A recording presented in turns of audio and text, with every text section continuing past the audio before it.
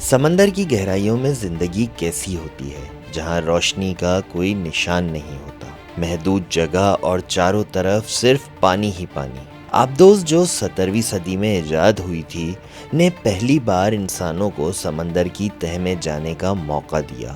آج کی جدید آبدوزیں مہینوں تک بغیر سطح پر آئے سمندر کے نیچے رہ سکتی ہیں، لیکن سوال یہ ہے کہ آبدوز کے اندر زندگی کیسی ہوتی ہے؟ آپ کیسے کھاتے ہیں، سوتے ہیں، نہاتے ہیں اور تفریح کیسے کرتے ہیں؟ اس ویڈیو میں ہم آپ کو آبدوز کے اندرونی راز دکھائیں گے، جہاں زندگی مکمل طور پر ایک نئی دنیا میں بدل جاتی ہے۔ تیار ہو جائیں ایک ناقابل یقین سفر کے لیے، جسے بہت کم لوگ ہی جانتے ہیں۔ آبدوز پر کھانے پینے کا نظام بہت منظم اور محدود ہوتا ہے، کیونکہ زیادہ تر وقت آبدوز کئی دنوں یا ہفتوں تک پانی کے نیچے رہتی ہے اور تازہ خوراک لانے کی سہولت موجود نہیں ہوتی۔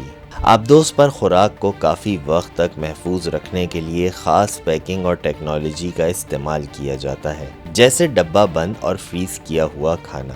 چونکہ آبدوز پر جگہ کم ہوتی ہے، اس لیے خوراک کو چھوٹے حصوں میں محفوظ کیا جاتا ہے۔ آبدوز کے باورچی کا کام بہت اہم ہوتا ہے۔ وہ ایک چھوٹے سے کچن میں موجود وسائل کے مطابق کھانا بناتے ہیں۔ عملے کے افراد کو عام طور پر 3 وقت کا کھانا ملتا ہے، اور کھانے میں گوشت، سبزیاں، چاول، پاستا وغیرہ شامل ہو سکتا ہے۔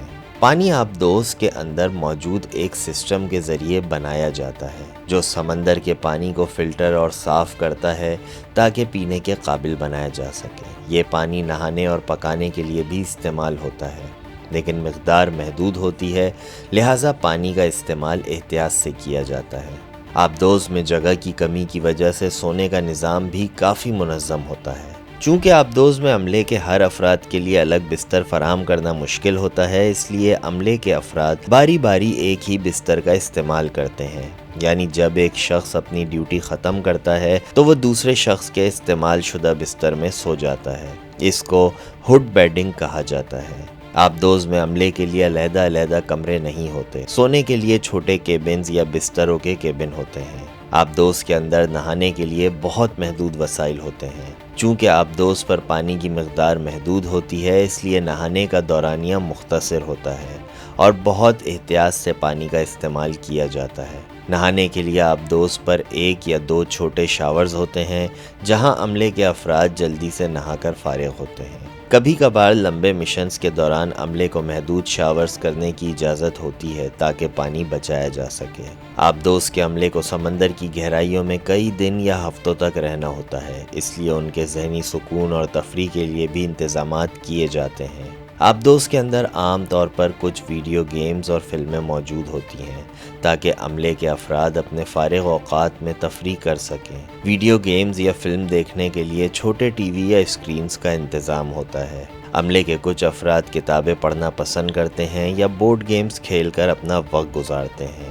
جسمانی صحت کو برقرار رکھنے کے لیے آبدوز میں محدود ورزش کا سامان بھی ہوتا ہے، جیسے چھوٹے وزن یا ایکسرسائز بینڈز، تاکہ عملہ تندرست رہے اور جسمانی فٹنس برقرار رکھ سکے۔ آبدوز کی زندگی میں کچھ چیلنجز کا سامنا بھی ہوتا ہے۔ آبدوز کے اندر جگہ بہت کم ہوتی ہے اور عملے کے ہر فرد کو محدود جگہ میں ہی اپنے کام کرنے اور آرام کرنے ہوتے ہیں۔